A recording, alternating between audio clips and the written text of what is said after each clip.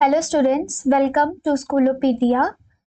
So this is your video related to a new notification.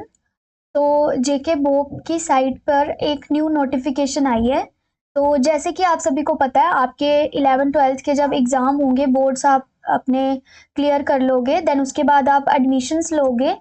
तो J&K में जो आपके एडमिशन्स होती हैं, जो एंट्रेंस टेस्ट के थ्रू आप एडमिशन्स लेते हो, तो उसके रिलेटेड आपके पास नोटिफिकेशन आई है जेके बोप के थ्रू। ओके, तो सबसे पहले जेके बोप में बता दूं आपको, Jammu Kashmir board of professional entrance examination ये कंडक्ट करता है। ठीक है, तो इसमें डिफरेंट स्ट्रीम्स के जो बच्चे रहते हैं उनके लिए कोर्सेज आते हैं ग्रेजुएशन के लिए। ठीक है, तो प्रोफेशनल कोर्सेज होते हैं ये। तो इसमें हम देखेंगे कि कौन से आपके पास कोर्सेज हैं, क्या आपको क्वालिफिकेशन चाहिए इसके लिए। ठीक है, इसकी डेट कब है, रजिस्ट्रेशन डेट इसकी कब से स्टार्ट हो रही है, देन उसके बाद क्वालिफिकेशन क्या है, एग्जाम डेट कब तक आएगी। ओके, सीट्स कितनी रहेंगी इसमें। So let's start.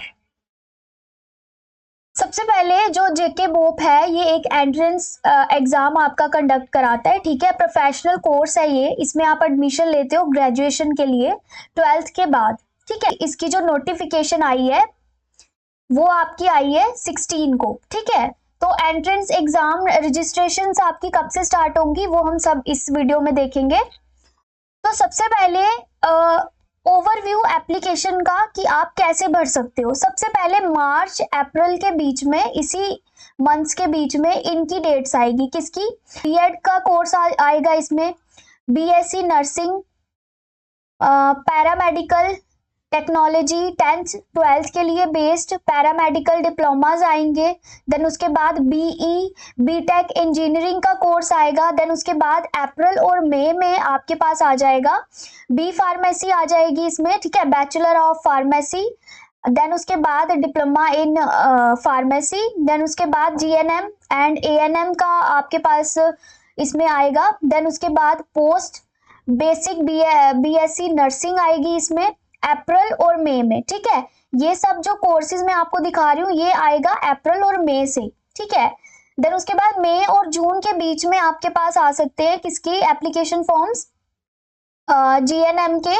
देन उसके बाद एमएससी नर्सिंग कोर्सेज आ जाएंगे, एमएससी टेक्नोलॉजी कोर्सेज आ जाएंगे। देन उसके बाद पीजीडीआरपी के कोर्सेज आएंगे। ठीक है, देन उसके बाद कॉलेजेस आपके जो मार्च में आप एडमिशन ले सकते हो, जिसमें आपके आ जाएंगे बीएड। बीएड में आपके लिए क्वालिफिकेशन आपको चाहिए होगी ग्रेजुएशन। मतलब कि जो बोप है, बोप के थ्रू आप बीएड में भी एडमिशन ले सकते हो, बट ये आप ग्रेजुएशन के बाद यहाँ पे ले सकते हो। मतलब अगर जिसने ग्रेजुएशन की है वो चाहता है कि मैं बीएड भी कर लूँ, तो वो इसका एंट्रेंस एग्जाम दे सकता है। ठीक है, जिसकी एप्लीकेशन फॉर्म निकलते हैं मार्च में। देन उसके बाद ड्यूरेशन आपको पता है बीएड की 2 years की रहती है। ठीक है, टेंटेटिव डेट रहती है इसकी। ठीक है, और इनटेक मतलब सीट्स इसमें रहेंगी आपके पास 330। ठीक है, देन आपका जो एंट्रेंस टेस्ट लेंगे ये आपका ले लेंगे अप्रैल में। ठीक है, अगर मार्च में आपका फॉर्म निकला है तो अप्रैल में आपका एग्जाम कंडक्ट होगा। देन बीई बीटेक इंजीनियरिंग जो है वो उसके लिए क्वालिफिकेशन चाहिए 10+2, मतलब 12th के बाद वाले ये बच्चे भर सकते हैं, बट उसके लिए आपको मैथ्स चाहिए होगा, पीसीएम चाहिए। देन ड्यूरेशन इसकी रहती है 4 years की। आपको पता है इंजीनियरिंग 4 years की होती है। तो इनटेक सीट्स ये लेते हैं आपके लिए 2439 सीट्स होती हैं ये। उसमें से 630 जो है वो गवर्नमेंट सीट्स रहती हैं गवर्नमेंट कॉलेजेस में। 1809 जो सीट्स रहती हैं वो आपकी प्राइवेट कॉलेजेस में होती है। ठीक है, और एंट्रेंस एग्जाम ये आपका कंडक्ट होता है अप्रैल में। ठीक है, देन उसके बाद नर्सिंग के कोर्सेज आ जाते हैं आपके, पैरामेडिकल टेक्नोलॉजी कोर्सेज जो हैं।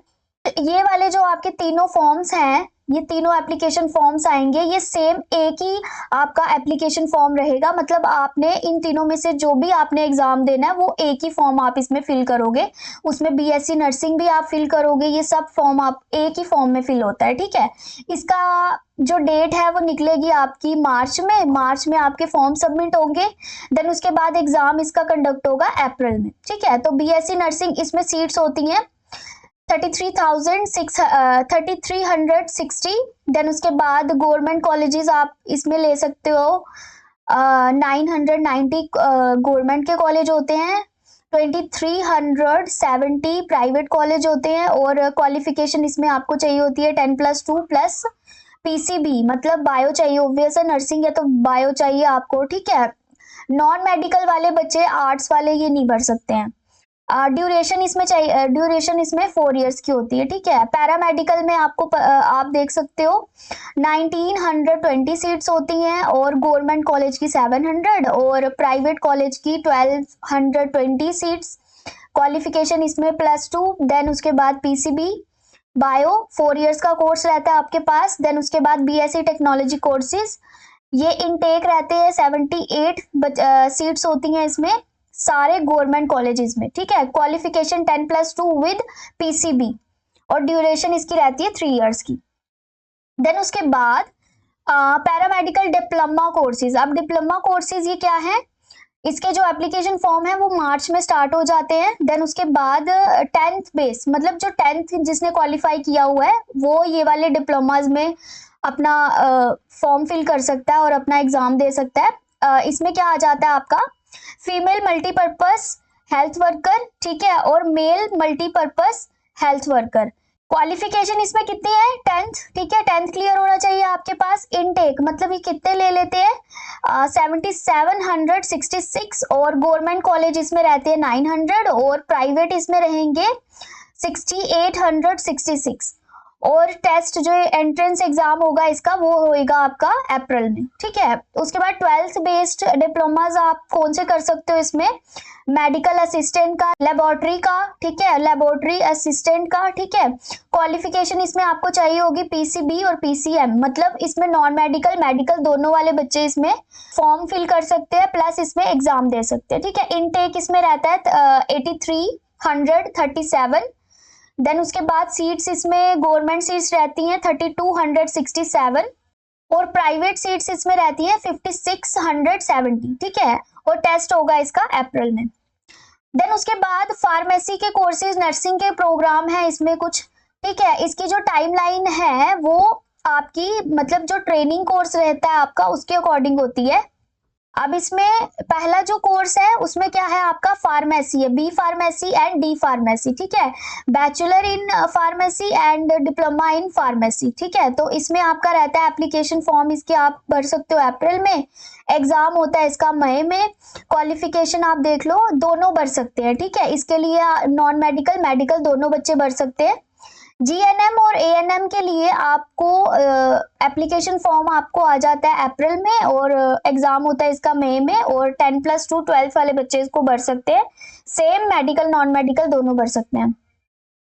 देन उसके बाद थर्ड जो कोर्स है वो है आपका पोस्ट बेसिक बीएससी नर्सिंग है ये, ठीक है। एप्लीकेशन फॉर्म्स इसके अप्रैल में स्टार्ट हो जाते हैं और एग्जाम इसका मई में कंडक्ट होता है, और क्वालिफिकेशन इसमें जीएनएम चाहिए, ठीक है। अब ये वाला कोर्स करने के लिए आपको जीएनएम क्लियर करना पड़ेगा, ठीक है। तो मतलब 12th वाले बच्चे इसको कर नहीं पाएंगे, क्योंकि 12th वाले करेंगे तो उनको पहले जीएनएम करना पड़ेगा, देन उसके बाद आप ये वाला कोर्स कर सकते हो, ठीक है। फोर्थ है जीएनएम लिटरल एंट्री, ठीक है। अब इसके लिए आपके मई में फॉर्म लगते हैं, एप्लीकेशन फॉर्म लगाते हो आप, और एग्जाम आपका कंडक्ट होता है जून में, ठीक है। क्वालिफिकेशन आपको इसमें चाहिए फीमेल मल्टीपर्पस और मेल मल्टीपर्पस हेल्थ वर्कर की, ठीक है। उसके बाद नीट बेस्ड एडमिशन। अब नीट बेस्ड एडमिशन तभी आप कर सकते हो, इसमें फॉर्म फिल कर सकते हो जब आपने नीट का एग्जाम दिया होगा, ठीक है। तो नीट का एग्जाम आपको पता है, national eligibility cum entrance test, ठीक है। तो इसमें जो कोर्सेज रहते हैं वो हैं आपके एमबीबीएस, ठीक है, बी और बीपीटी एंड अदर्स, ठीक है, और कोर्सेज भी हैं इसमें। और ये सारे कोर्सेज बाकी जो इसमें और जो एड ऑन कोर्सेज होते हैं जैसे MD, MS, PGB, PGD, MDS, DNB and MDMS, ये सारे कोर्सेज जो है वो आपके आयुर्वेदिक के रहते हैं, ठीक है। तो ये एग्जाम आप तभी दे सकते हो जब आपने नीट दिया होगा, ठीक है। देन उसके बाद कुछ इंपॉर्टेंट पॉइंट्स हैं जो आपको याद रखने हैं या नोट करके रखना है अपने पास, कि जो आपकी एंट्रेंस एग्जाम की जो डेट है वो टेंटेटिव रहती है, ठीक है, वो चेंज हो सकती है आपकी। देन उसके बाद जो सीट इनटेक्स है फिगर जो आपके प्रॉपर जो हैं वो कम ज्यादा हो सकती है, ठीक है। देन उसके बाद जब आप एग्ज़ाम दे रहे हो तो उसमें वो कंफर्म नहीं होता है कि आपको वो एडमिशन मिलेगी कि नहीं मिलेगी, ठीक है। उसके बाद नीट बेस्ड काउंसलिंग जो है वो डिपेंड होती है रिजल्ट के ऊपर, ठीक है। जब आप रिजल्ट देते हो देन उसके बाद उसकी डेट आती है काउंसलिंग की, ठीक है। देन उसके बाद और कोर्सेज के हिसाब से जो भी नोटिफिकेशन होगी, जो भी इंफॉर्मेशन होती है वो आपके साइट पे, वेबसाइट्स पे अपलोडेड हो जाती है अकॉर्डिंगली, ओके। नाउ अब आपको थोड़ा अपडेट भी रहना पड़ेगा। अगर नोटिफिकेशन आई है, जैसे ही आपके बोर्ड्स क्लियर होंगे या आप चाहते हो कि मैं एडमिशन ले सकूं 10th के बाद या ग्रेजुएशन के बाद, जैसे आप बीएड कर सकते हो 10th के बाद, आप जैसे फीमेल मल्टीपर्पज़, मेल मल्टीपर्पज़ के जो एंट्रेंस एग्ज़ाम आप दे सकते हो, उसमें आपने एडमिशन लेनी है कोर्सेज डिप्लोमाज में, तो आपको अपडेट रहना पड़ेगा, ठीक है। आपको बोर्ड की ऑफिशियल साइट चेक करनी पड़ेगी। बाकी ऑफिशियल साइट आपके पास ये रहेगी बोर्ड की, ठीक है। देन उसके बाद कुछ भी ईमेल आप पूछ सकते हो या कुछ भी आपको हेल्प चाहिए होगी तो ये आपके पास ईमेल प्रोवाइडेड है। देन उसके बाद अगर और भी कुछ नोटिफिकेशन आती है बोर्ड के रिलेटेड तो मैं आपको ज़रूर अपडेट करूंगी।